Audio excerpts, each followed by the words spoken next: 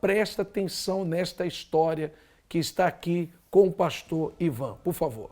Bem, nós estamos hoje aqui, bispo, com a Aline e ela vai nos contar um pouquinho da sua vida antes de receber o banho de luz. Aline, como que era a sua vida? Conte-nos o que você passou quando você vivia nas trevas. Eu cresci, pastor Ivan, num lar evangélico. Porém, na minha adolescência eu me afastei devido à separação dos meus pais e foi aonde eu conheci o mundo, porque eu conheci um rapaz e ele era envolvido com o mundo do crime, das drogas, e eu passei também a viver essa mesma vida que ele, né? Então eu comecei a usar drogas, eu comecei eu usei cocaína, maconha, cola, crack, bebia o tempo todo. Tudo isso, em função da separação dos meus pais, eu vim desenvolver uma depressão muito grande. Porque na infância a gente teve um lar, teve uma família e de repente aquele lar, aquilo que era o meu tudo, se acabou e veio o sofrimento, né, pra gente, os filhos. Então foi daí que eu comecei a desenvolver essa depressão e para tentar resolver o problema do vazio, eu comecei a usar drogas, eu comecei a beber, ir para as baladas, só voltava para casa carregada, me envolver com o mundo do crime. Foi aí onde eu fui presa também. Eu andava armada, andava cheia de drogas, né? Então, a minha vida, e assim, era um vazio enorme que eu tinha dentro da minha alma por conta dessa depressão. Eu pensava 24 horas em me matar. Eu vi o ônibus passando, eu tinha vontade de me jogar na frente do ônibus, na frente de um carro, de um caminhão. Era o tempo todo eu só pensava em morrer. Eu tinha desistido de viver. E eu tentei o suicídio por 2 vezes. A primeira vez eu tomei vários tipos de medicamento e fui parada no hospital, né, com parada cardíaca. Fui salva, graças a Deus. E da segunda vez eu tomei medicamentos também no sábado e no domingo pela manhã eu fui para a igreja. No domingo pela manhã, sábado, um dia antes, você tentou o suicídio pela segunda vez. Devido à separação dos seus pais, esse vazio, na verdade, você perdeu o chão de debaixo dos seus pés. E como foi a sua chegada? Já que um dia antes de você chegar na igreja, você colocou que tentou o suicídio. Como que você chegou na igreja? Como que aconteceu isso? Então, assim que eu cheguei na igreja, devido aos medicamentos que eu tinha tomado, eu passei mal, eu desmaiei na hora da reunião. O pastor fez a oração da fé, consagrou uma água e me deu, e eu fui voltando a mim, né? Mas o vazio ainda continuava dentro de mim. Eu estava ali na igreja buscando porque eu queria sair daquela vida.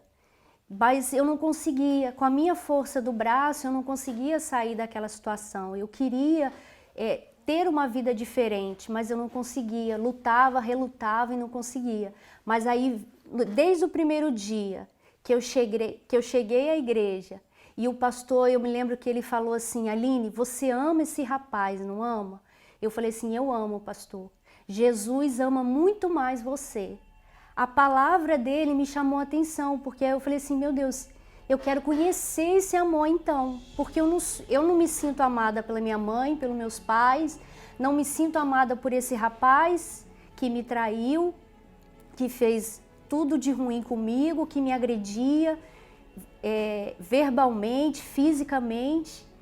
Então eu quero conhecer esse amor. E daí então eu comecei a buscar, eu comecei a participar das reuniões, buscando dia de quarta, buscando nos domingos. E aí eu entendi que eu precisava me entregar.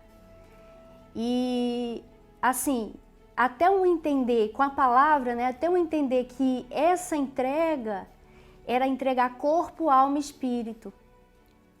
E aí eu pensei, da mesma forma como eu havia me entregado para aquela vida antes, do crime, para a vida de baladas, para a vida do mundo, para a vida errada, muito mais eu tinha que me entregar para Jesus.